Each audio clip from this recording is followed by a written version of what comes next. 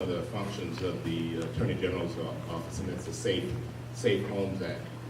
So the Attorney General's office is very much involved in trying to protect victims of domestic violence and sexual assault. And Robin and I sponsored a bill together that would allow for people to break a lease or get their locks changed if they've been a victim within a certain residence. I also sponsored another bill with partnering with the Attorney General's office to make sure that victims' resources can be used for the first month's rent and the security deposit, because often a domestic violence victim is reliant on their abuser for where they stay.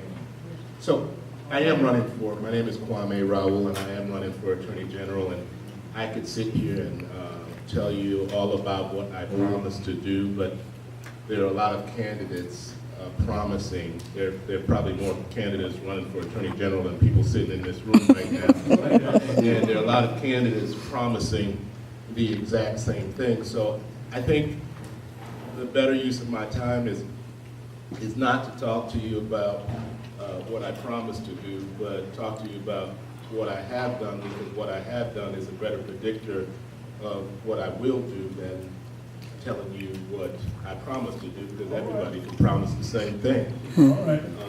So everybody is talking about law enforcement reform, because the Attorney General just filed a suit just when the federal government was backing off of holding Chicago Police Department to a consent decree. Lisa Madigan stepped in, but before she stepped in, she called Representative L.G. Sims, well now Senator L.G. Sims, and myself, and that's because we had partnered before the revelation of Laquan McDonald to pass a law enforcement reform package. We didn't need to see a video to know that we had to do something. In fact, years earlier, I sponsored a bill to create the Torture Inquiry Commission, because we knew that under the command of John Burge, there was a lot of torture going on. In fact, I knew two families that had people on death row for crimes they did not commit, based on being tortured into confessions.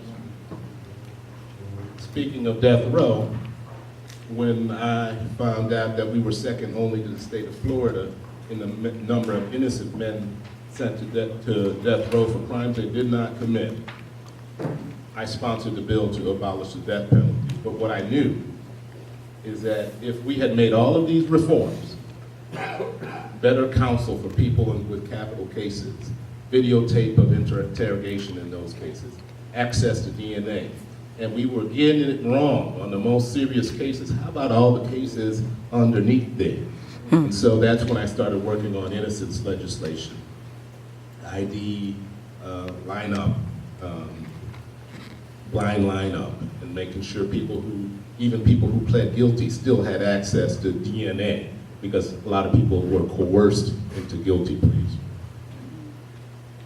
One of the issues, and some of you all have mentioned one of my commercials where I talk about where I grew up and where I raised my kids, and the gun violence that has taken place directly outside of my home. And I know this is something that Robin is very passionate about. She's shown great leadership on this issue. I've been criticized by some of my opponents for having participated in the negotiation of a concealed carry bill that we passed in 2013. And we were mandated by federal court to pass a concealed carry bill, otherwise it would have been just the wild, wild west.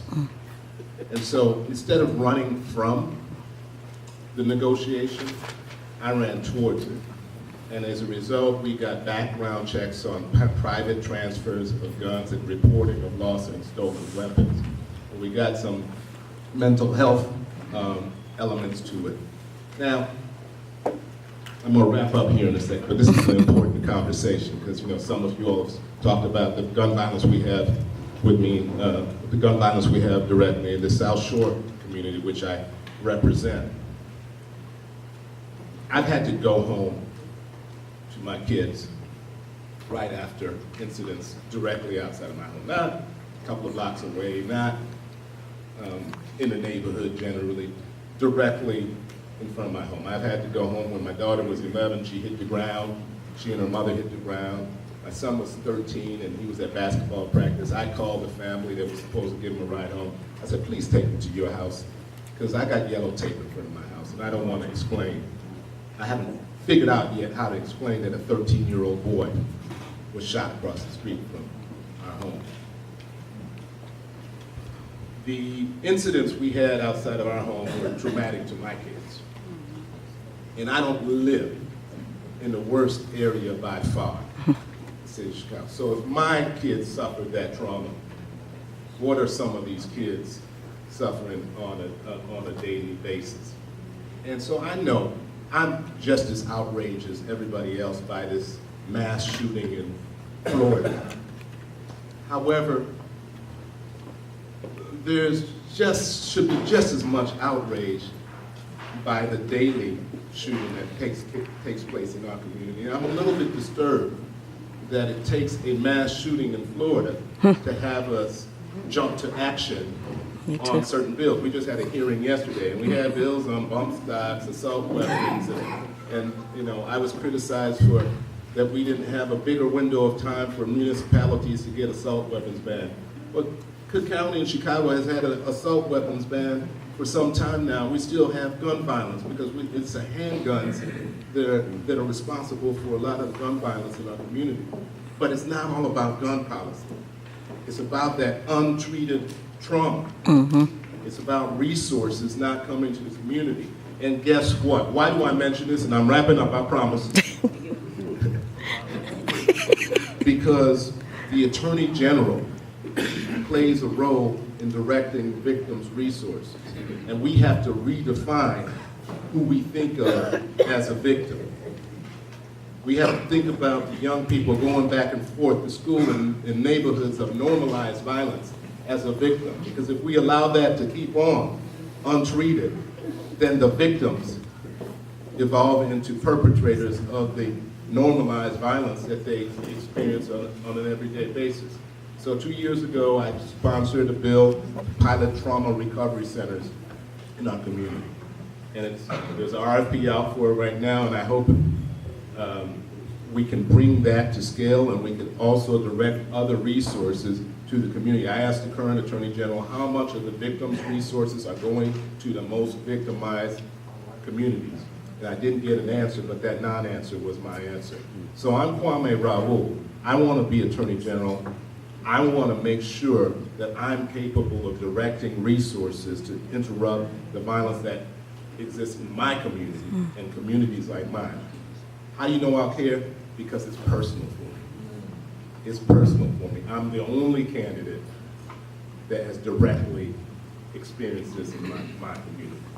So I thank you for this opportunity. Sorry to ramble, but I get passionate on that issue. All right.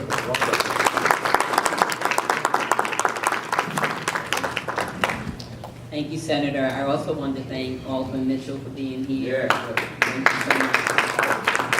And also, if you could just wave your hand, International Brotherhood of Teamsters, who walked in. Thank you guys for being here. I'm running for re-election. As I told someone, I love my job. I don't love who's in the White House, but that doesn't define who I am and what I can do. It's been really difficult in passing legislation because we're 24 members down in the House, the Democrats. So when you hear Congress is doing nothing about gun safety and all of that, that is absolutely not true. There are bipartisan bills, believe it or not, bipartisan bills. There's bills that I have and other people, but Speaker Ryan will not call the bills to the floor. That's just the bottom line. He won't let them get out of committee. And interestingly enough, Steve Scalise, who got shot when the Republicans were practicing on the baseball field, and he was one that got shot, almost died. I came to see him after he got back. I said, you know, can we talk? I'm just trying to really understand where you're coming from. So I went to his office. They made me wait, you know, before he would see me, even though I'm a member just like him. And when I came in, they said, you have 5 minutes. He has to go to physical therapy, but I've learned to make the most of my 5 minutes. And in that time, he told me that he still supported silencers If the Capitol Police did not hear those gunshots, they could not have saved his life, got the guy that was shooting them, and the other members would not have known to run and take cover. And then he told me he still didn't have a problem with bump stocks. That's what happened in Las Vegas. And I am a God-fearing person, but I will have to admit, because I'm just a human, when I walked out of there, my empathy for him walked out of that room too, because it said to me that you almost died, and was that a signal you are not receiving?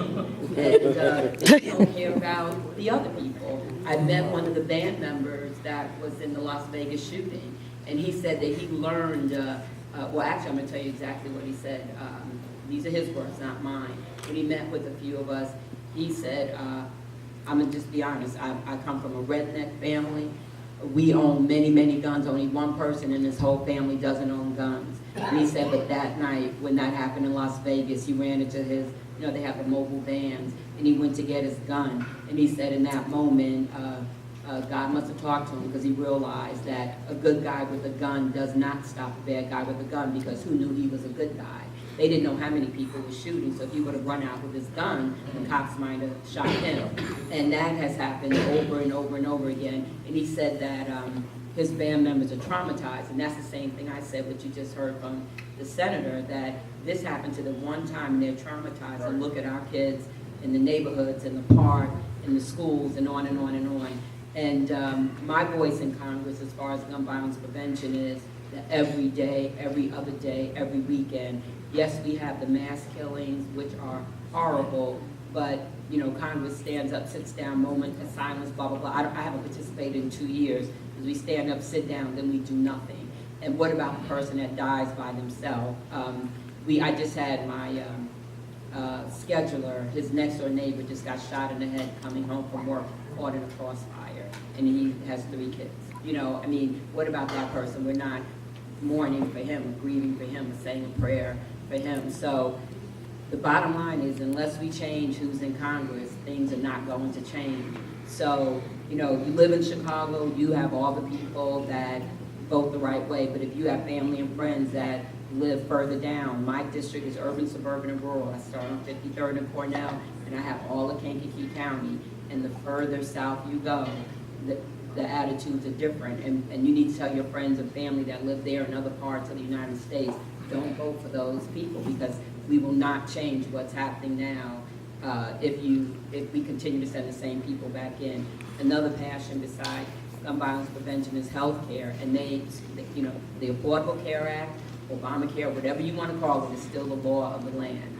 They are trying to chip away, like with the tax bill they passed. They took out the mandates, and they're still trying to do, different things now. And they're trying to take out, like, access to mental health and different things like that. They blame gun violence, that's their whole thing, it's all mental health. But they're trying to cut your access to mental health, the mental health clinics. So it's so hypocritical, it doesn't make sense. I am the chair of the Congressional Black Caucus of Brain Trust. Well, Alderman and I have done a couple of years in a row, health there in his district. He does a wonderful back-to-school program. I want to take some of those knapsacks. And even though it's a health fair also, and the food he serves, macaroni and cheese, and but it's delicious. But so I do that all over the country with health fairs and different seminars. I'm also the co-chair of the Caucus on Black Women and Girls, and that's a new caucus. It's about 2 years old now, and we've done symposiums all over the United States, New York, New Jersey, Seattle, Washington, D.C., and we've done 5 here. We've done, and actually Kelly Fair has participated with us, intergenerational leadership, saying that, the older folks or the more seasoned folks, we need to listen to our younger folks, and our younger folks need to listen to us too. We need to have a respect. We did a symposium on sex trafficking. I had no idea that Illinois was the #3 state in sex trafficking. And even in the rural part of my district around the Bradley, Bourbonnais area, they actually have a sex trafficking task force, because they're right off of I-57. And they have their opioid issues also. We've done one on health and And we've done one on wealth, that we have to support each other's businesses. We have to support women, the fastest growing sector that has small businesses. We have to support each other for economic growth. So this year, we look forward to doing more things in the district, and again, like we want to bring on entrepreneurism. I'm working on something around maternal mortality. The United States ranks terribly when it comes to maternal mortality. We had a program with Judge Hatchett because she lost her daughter-in-law to maternal mortality. She had the baby. She was healthy, in a good hospital, well-educated, they had money, but when something didn't go right, they kept putting her off, even said, you're not our priority right now. And when things really went bad, they opened her up and she died immediately. So she was at Cedars-Sinai in LA, so she was at a great hospital, but it's happening all over. Texas has a bad reputation, New Jersey has a bad reputation. So we're working on legislation around that issue. So like I said, I love my job. I'm still excited about my job. Another area I never thought I would be into, but I'm very active in the tech area. I'm the head Democrat on the IT subcommittee on oversight and government reform, and I am one of the co-chairs of the Diversifying Tech Task Force, because we have to get more African Americans in the tech field, more people of color in general, more women. So I'm shocked myself. Sheryl Sandberg from Facebook calls me directly, and I'm talking to, they finally got an African American on the board after all these years. When you think about how many of us use Facebook and all of the tech things. I just passed my first bill, and it's on dental care. And it really deals with dental care, access to dental care in low-income and rural communities. And people don't realize, that your mouth is and your teeth are connected to the rest of your body. And if you don't take care of your teeth, you can have heart troubles and on and on and on. I didn't know that either. I'm learning as I go along also. So we passed a bill in the House, and Cory Booker is taking up the bill in the Senate, and we hope that Mr. in the White House will sign the bill, and I think he will, because the 4 dentists in Congress are all Republicans, so they're helping me. So we do bipartisan things. But I'm asking for your help because I do want to return and continue the work to be done. There's still a lot of work to be done, and I'm hoping that we can flip the House in November so that our bills can see the light of day. The Senate is a little bit easier, to pass things, but they're so tight, 51-49, so they work together a little bit more. And we work together, but there's a faction, the Tea Party faction or the Freedom Caucus, they hold everything up. So many Republicans are leaving now, and we really need to take advantage of that. So I'm hoping against hope that we can take back the House and make some changes that have been held up. I'm also running, if you look on the paper, for State Central Committeewoman. And the reason that I'm running for that is I want to have a seat at the political table also. Illinois just dropped to the 6th largest state. We are losing people like crazy. Rahm Emanuel came to the Illinois